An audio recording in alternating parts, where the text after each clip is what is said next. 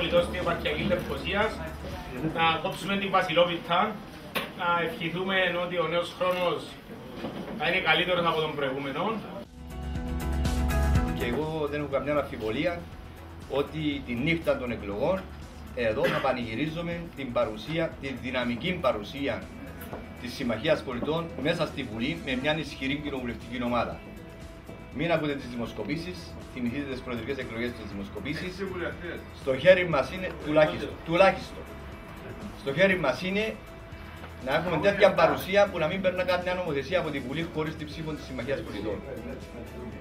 Σας εύχομαι ξανά καλή χρονιά και εύχομαι, επειδή με ρωτάνε ο Κυριάκος τι θα κερδίσει αυτός που θα βρει το φλουρί, θα κερδίσει τη μεγαλύτερη συμμετοχή και ευθύνη στην προεκλογική εκστρατεία.